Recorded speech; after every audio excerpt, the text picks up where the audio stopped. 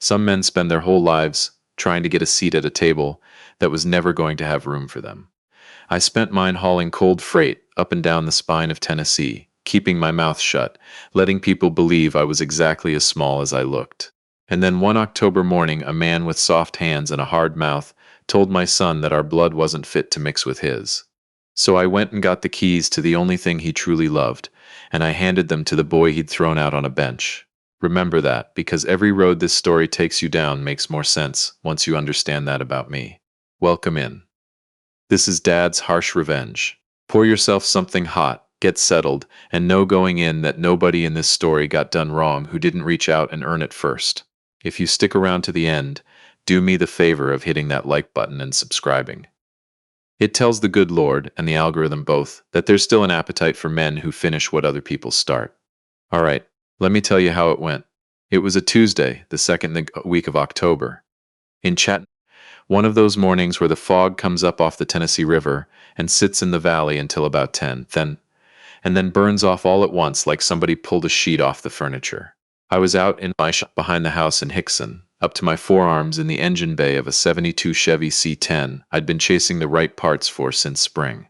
My hands smelled like gear oil, and my coffee had gone cold on the bench, and I was as content as a man my age has any business being. Then my phone went off, buzzing in the chest pocket of my coveralls. My son, calling at 9:40 on a Tuesday. And the first thing that went through me wasn't worry, it was arithmetic. He should have been at the warehouse. He'd been at that warehouse near 6 years. A man doesn't call his daddy in the middle of a shift unless the shift stopped being his. Son, I said, what's wrong? Nothing, just breathing. The kind of breathing a grown man does when he's standing on the very edge of coming apart, and he's fighting it with everything he has left because some part of him still doesn't want his father to hear it. Dad. His voice broke clean in half on that one word, and my whole chest went tight as a winch line.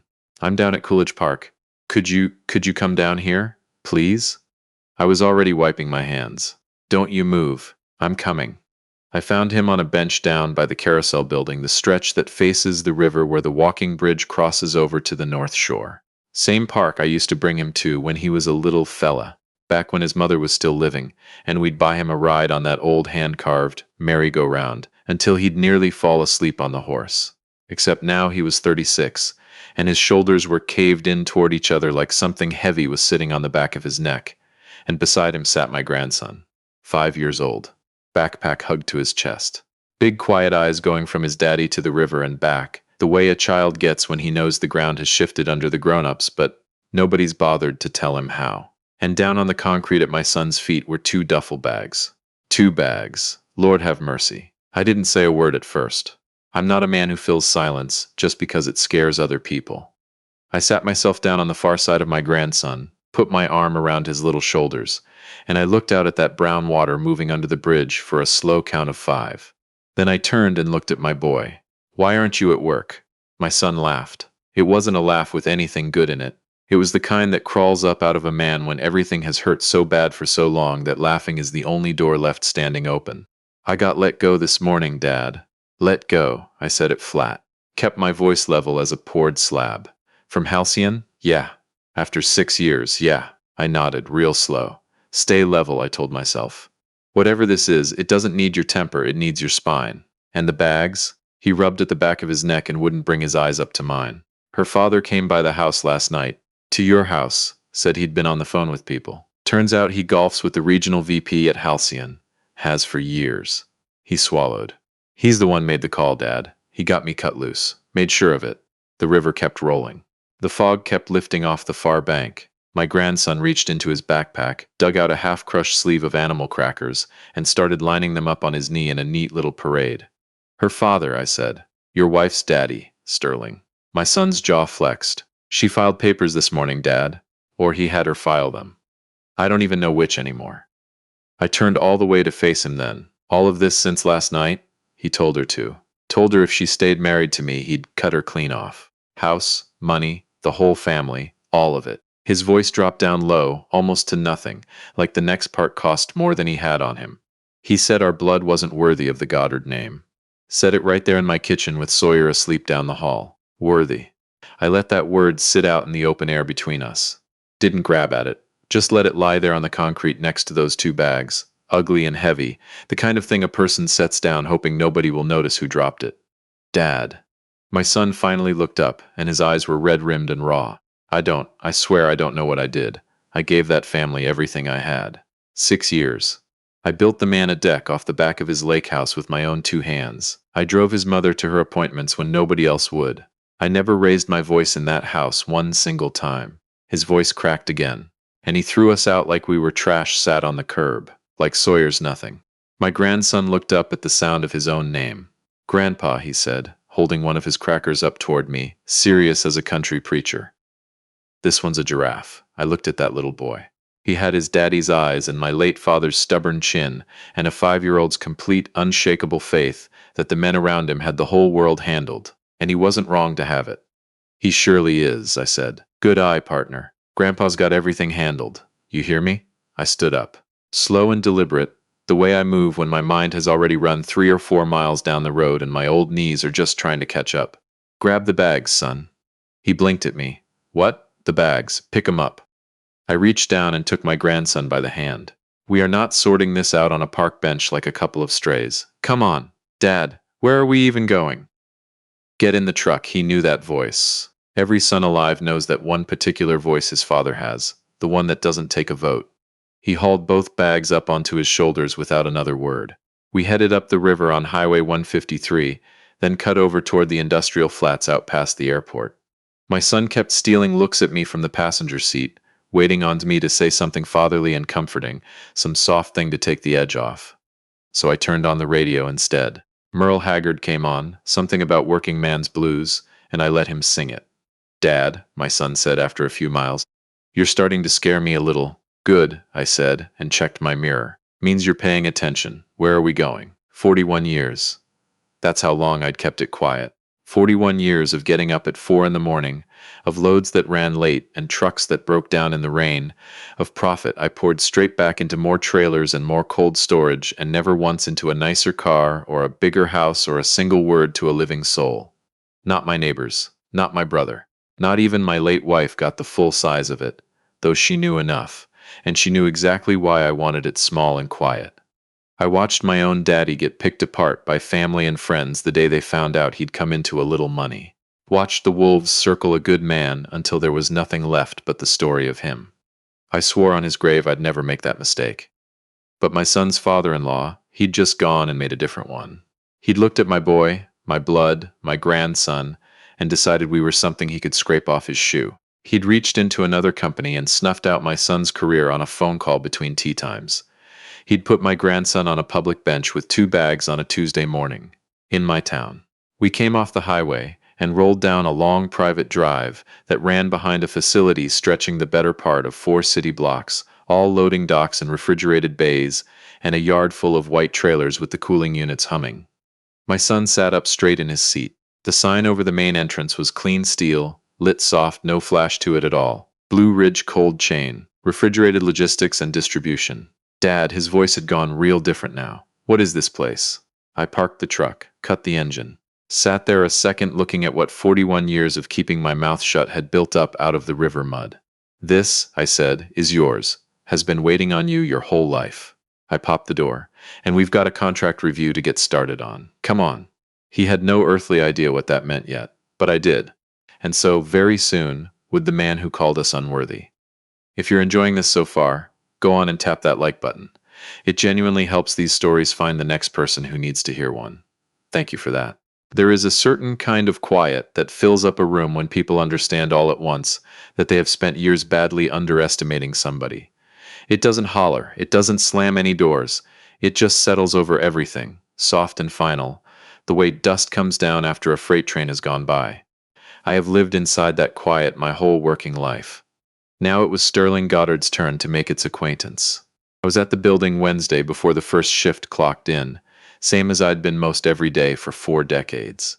You want to know whether a business is healthy, don't waste your time with the books first. Watch who shows up earliest and who walks out latest. I'd been the first man through that gate for 41 years. My office sat up on the 2nd level. Corner room, with a long window down over the main floor where the forklifts ran their patterns between the cold bays. Nothing fancy in their desk. A couple chairs, a whiteboard covered in numbers that would have turned Sterling Goddard a little green. And in the corner of that desk, a framed photo of my son at 10 years old, holding up a bluegill off the Hiwassee, grinning like he'd just whipped the whole world. I looked at that picture every morning of my life. That particular morning it landed different. My operations man, Otis, knocked twice and came in at 7:30. Big, plain-spoken fella out of Cleveland, Tennessee, been at my side 19 years. He could read me before I opened my mouth. He took one look at my face and lowered himself into a chair. "You want coffee first," he said, "or do I just go ahead and buckle up? Pull the Goddard Markets account." His eyebrows ticked up about a quarter inch. The grocery chain. That Goddard, that's the one. He already had his tablet out. They're midterm with us. 18 months left on the distribution agreement. Every cold item in every one of their stores moves through our bays and our trucks, exclusive. He glanced up. They run a little north of $4 million a year through us, Hollis. $4 million a year. Sterling Goddard had sat across linen tablecloths telling people about his thriving family grocery business. The Goddard name, the Goddard legacy, all of it. And he had never once mentioned that the cold blood running through the whole operation, every gallon of milk and every cut of beef, and every carton that had to stay below 40 degrees from the dock to the shelf, ran straight through my company. The man called my grandson's blood unworthy while every dollar of his perishable inventory rode on my trucks. I damn near smiled. Damn near. "I'm not canceling it," I said. Otis paused. "All right. I'm restructuring it." I leaned back. "Pull every clause we've got on vendor and partner performance review. I want a formal evaluation letter drawn up. Plain language, nothing hot, nothing personal. Just notice that Blue Ridge Cold Chain is conducting a full performance review of the Goddard Markets distribution agreement, effective immediately. All scheduled service continues, but contract continuation past this term goes under review. They get 30 days to respond before we make any determination. It's their right. It's in the agreement. And where do I find that?" Otis said, already knowing the answer. Page 9. Section 3, Paragraph C. I picked up the photo of my boy, set it back down facing me. "I know exactly where it is. I wrote it." He nodded slow, the way a man does when he hears something dressed up as routine and understands it is anything but. "And who's signing the review? Who heads it up?" "The new director of partner relations." Otis blinked. "We don't have a director of partner." "We do," I said. "As of this morning." My son answered on the second ring, voice thick. He'd slept in his old childhood bedroom for the first time in better than a decade. Him and my grandson piled into that same twin bed. The boy sprawled sideways and my son curled around the edge of it like a parenthesis. "Dad, it's early. It's near 8:30. Didn't get Sawyer down till 4. Fair enough." "How's he this morning?" A pause. I heard him shift, checking on the boy. "Still out cold. Sleeping like the whole world's fine." "That's because he knows he's safe," I said. "You both are. You understand me, son?" I said it the way I used to when he was 16 and standing in his own way. "I need you to listen to me real careful right now. Not as my boy, as a grown man fixing to step into something that matters. I need you at the Blue Ridge Yard by 10 o'clock. Something nice, but not a suit. We're going to walk the floor together, you and me. I'm going to put you in front of my people. And then we're going to sit down and I'm going to lay out for you exactly what I've spent 41 years building, and exactly what your part in it looks like from here forward." The line went quiet a long while. "Dad," he finally said, "what is Blue Ridge Cold Chain?" "Oh, son." I let out a breath I felt like I'd been holding since the river. "It's ours, has been since before you were born. 10 o'clock, don't be late." I hung up before he could ask the next thing, 'cause some things a man has to put his own two eyes on.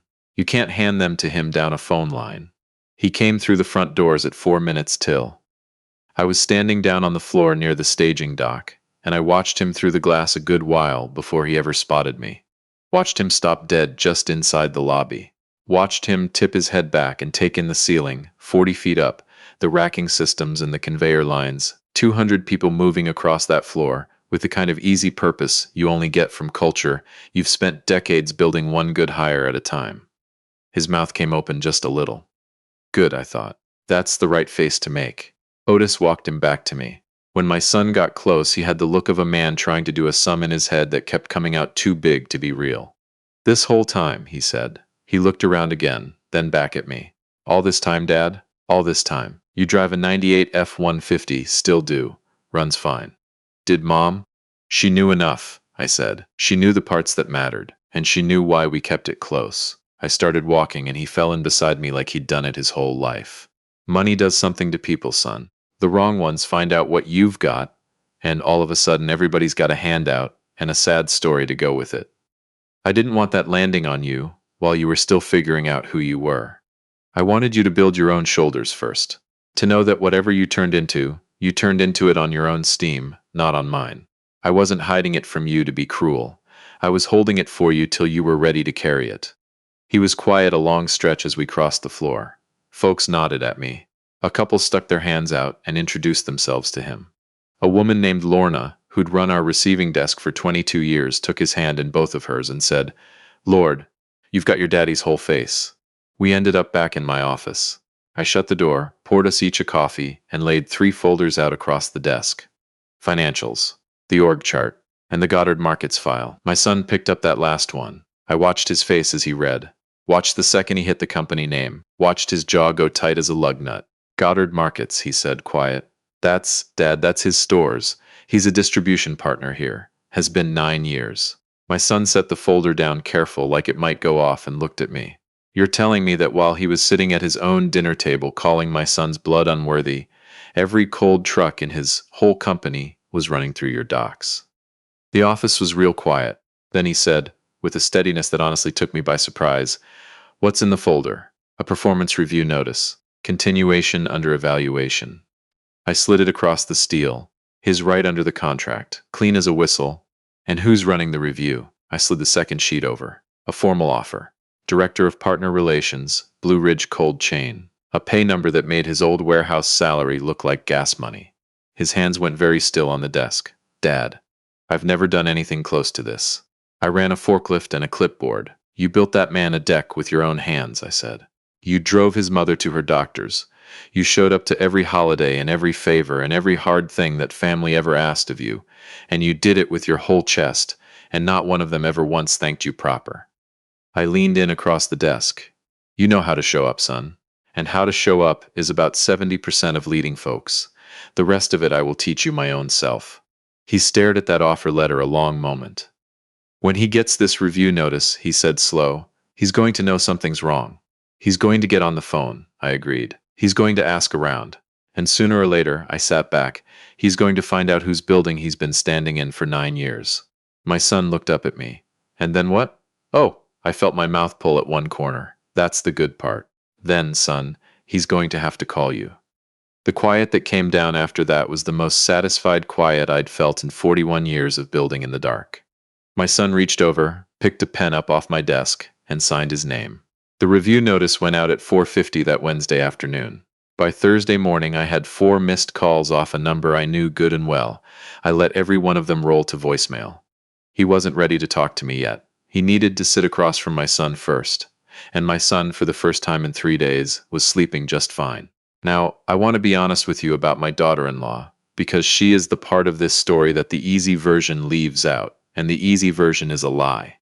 She is the one who surprised me. That same Thursday, while her father was burning up my voicemail, she drove out to my house in Hickson on her own. No call ahead. She sat at my kitchen table, with her hands wrapped around a coffee she never drank, and she told me she'd already gone down to the courthouse that morning and stopped the paperwork her father had pushed her into. Said she'd lain awake the whole night before staring at the ceiling, hearing her own father's voice saying the word worthy about her little boy, and somewhere around 3 in the morning she'd understood that she had married into more decency than she'd been raised with. She said it just like that, plain, with her chin up and her eyes wet. "He's been telling me who's worth what my whole life," she said. "I just never had a reason to test him on it before." Then she looked at me. "Where's my husband? Where's my son?" I told her they were down at a building I owned, and I watched the same too big to be real arithmetic move across her face that I'd watched on my son the day before. But that's not what mattered to her, and I'll give her credit for the rest of my days for that. She didn't ask me one single question about the size of it. She asked me to take her to her family. So when the time came for that meeting, my son wasn't standing in that office as a man who'd lost everything. He was standing there as a man whose wife had chosen him out loud, in daylight, against her own blood. My son was on his feet when his father-in-law walked in Friday afternoon. not parked behind the desk trying to look like something. On his feet, jacket on, hands easy at his sides, the cold floor humming away down below the window like a heartbeat that had never once skipped in 41 years. He looked, and I'll say this as his father, like a man who'd worked in that room his whole life. His father-in-law stopped dead in the doorway. The silence ran exactly 4 seconds. I counted it off from out in the hall, close enough to hear every word, far enough back to let my son have the room to himself. Son.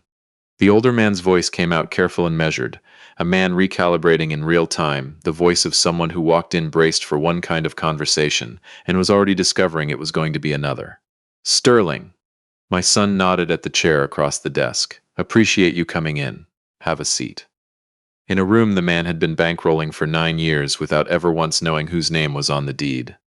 I heard the chair scrape, heard the stillness drop down after it, that specific stillness of two men who have carved the same Thanksgiving turkey and stood in the same backyard, and now find themselves on opposite sides of a steel desk in an entirely different kind of room. I think there's been a misunderstanding. His father-in-law started, smooth as church on Sunday, the practiced tone of a man used to bending a situation back his direction. About this review notice, we've been a faithful partner to this company near a decade. If we just walk through the numbers together, I'm sure. There's no misunderstanding, my son said. Not loud, not sharp, just done. Blue Ridge runs regular performance reviews on its distribution partners. It's standard. It's in your agreement. The briefest beat. Page 9, Section 3, Paragraph C. The quiet that fell then set up like concrete. Son. The older man's voice dropped a register, gone soft now, the involuntary softness of a man feeling the floor tilt under his good shoes. Look, I know things between our families are tangled up right now. I know there's feelings involved, and I'm not making light of that. But business is business. We oughtn't let the personal stuff cloud what's been a real productive arrangement for. You're right, my son said. Business is business. A pause. He hadn't expected to be agreed with. Which is exactly why I want to keep this completely professional, my son went on. I heard the soft slide of a folder across the desktop. I've had our people draw up a revised distribution agreement. New terms, fair pricing, realistic delivery windows, standard performance clauses, nothing punishing in it. Nothing personal. Paper turning.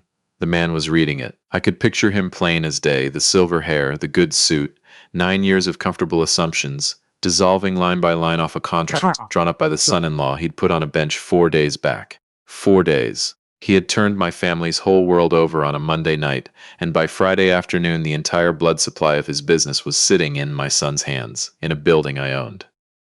The good Lord has a sense of humor. He just doesn't always tip his hand early. These terms, his father-in-law said, and stopped. These are fair. I know they are, my son said simply. I wrote them to be. A long quiet. Son.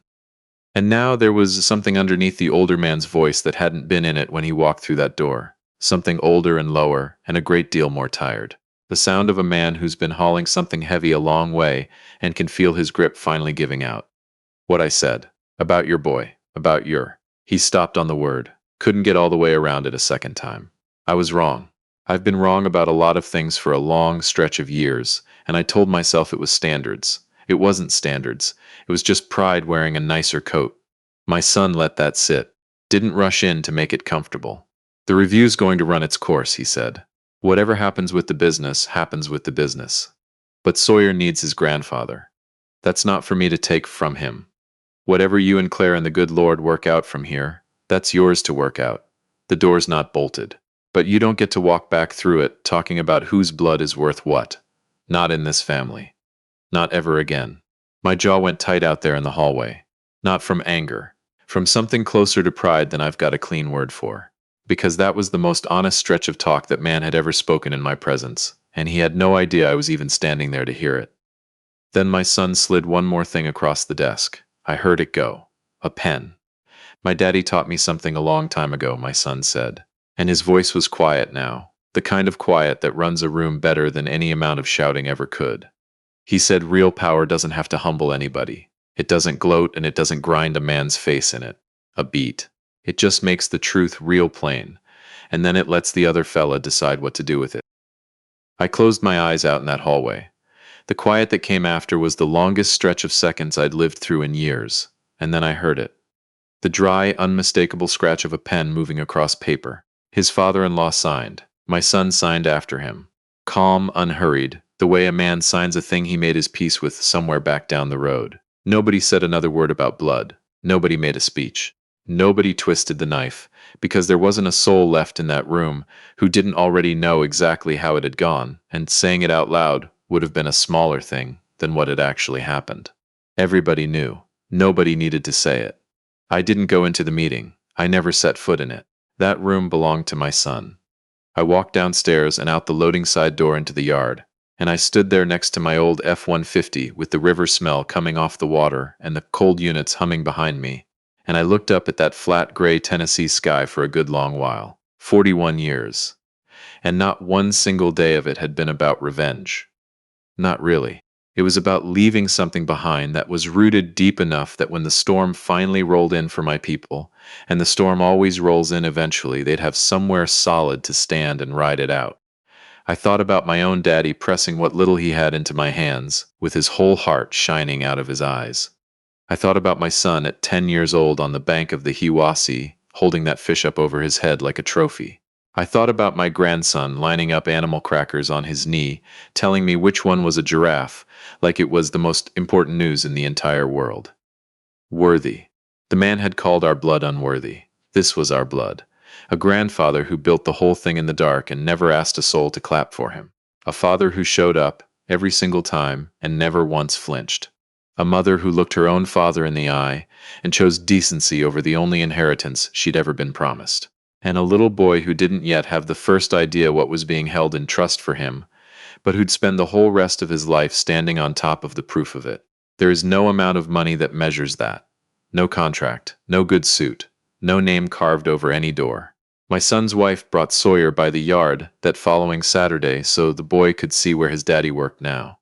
He ran the length of that big cold floor with his arms out like an airplane, hollering at the forklifts, and Lorna gave him a juice box from the break room, and my son stood there watching his son and his wife, with a look on his face I hadn't seen since before his mother passed. I climbed up into my old truck, turned the key, put Merle Haggard back on, and I drove home through my town in my plain old truck from my company, the same way I'd driven home for 41 years, quiet, whole, and not 1 inch beaten. If this story meant something to you, do me the kindness of hitting that like button and subscribing for more real, hard, family-rooted stories like this one. And if you've got somebody in your life who needs reminding what real strength actually looks like, you go on and send this to them. As always, I'm grateful you spent a little of your time here with me. I'll see you on the next one.